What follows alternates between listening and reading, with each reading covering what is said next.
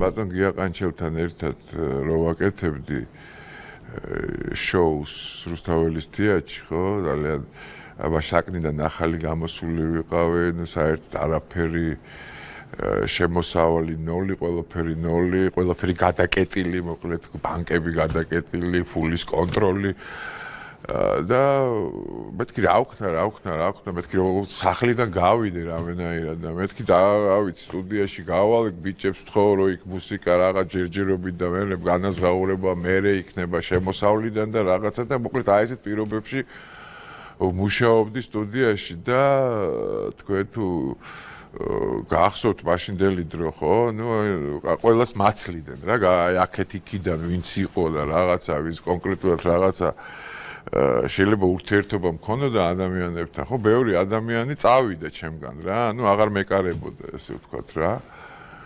ხო, და ხა სტუდიაში რო ვარ ჩაკეტილი და იმაზე რომ მუშაობ პათოგიასთან ერთად და გია ხან მოდის,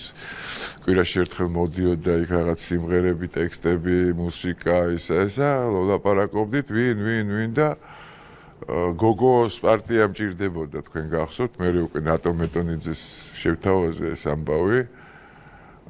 და ბატონ გიასთან ერთად ვიყავი და გიორგი ასანიშვილი იყო კიდე ჩემი მეგობარი, მეგობარი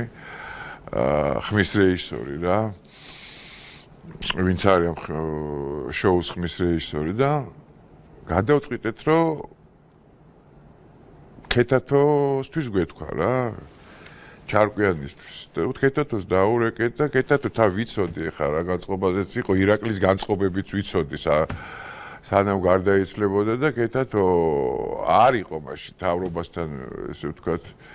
და არც არასოდეს არ იყო ქეთათო ეს თავრობასთან მიახლოვებული ადამიანი და სულ კრიტიკულად გამოირჩეოდა და ისა და ნუ ირაკლი რო ცოცხალი იყო განსაკუთრებით მაშინ ირაკლის პოზიციაზე იდგა ქეთათოს და ძალიან კრიტიკულად იყო მაშინდელი ხელისუფლების მიმართ ირაკლი და ქეთათოს დაურეკებოდ და მეთქი მაინც ჩემენაზე ლაპარაკობს და ჩვენენაზე ლაპარაკობს და ქეთათომ ჩაწერა მაშინ გოგოს პარტიები ყველა სიმღერა აბსოლუტურად და მინდა გითხრათ ძალიან მაგრად ჩაწერა ძალიან და უკვე რაღაც ეტაპი ხო რაღაც გადავლახეთ რაღაც ფურცელი დავხურეთ რაღაც ახალზე გადავედით და უსმათ რეკავს ქეთათო და მე ვეღარ ვიქნებიო მაგ შოუში ანუ ქეთათოც ნუ არ ვიცი ნუ ყოველ შემთხვევაში შეიძლება ან წნეხს ვერ გაუძლო ან რაღაცას მოკლედ ისე რომ ადამიანს გულით უნდოდა რომ ყოფილიყო ამ პროექტში უცბად ნუ მოხდა ისე რომ წაიყვანეს ქეთათო რა ძალიან გული დამწყდა ამ ყველაფერზე რა თქმა უნდა ქეთათოზე არ დამწყდა ეხლა ხალი იყო და თან მეუღლე მკვდარი ყავდა და რაღაცა და შეიძლება ზეწოლასაც ვერ გაუძლო შეიძლება რაღაცა მაგრამ გული დამწყდა თვითონ რომ ეხლა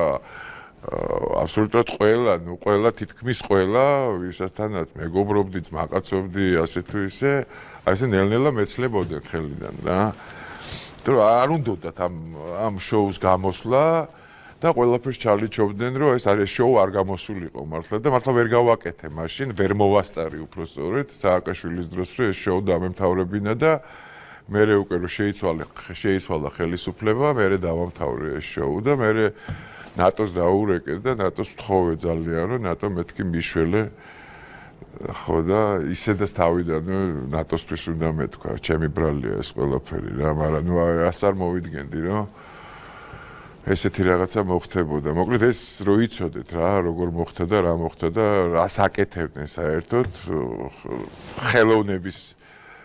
და ესე ვთქვათ სპექტაკლების მიმართულებით ის ადამიანები ახლა რო გიკვირთ მსახიობებო ვისაც გიკვირთ რა ხდება და როგორ ხდება ქუჩაში ეს ხდებოდა თეატრში მაშინ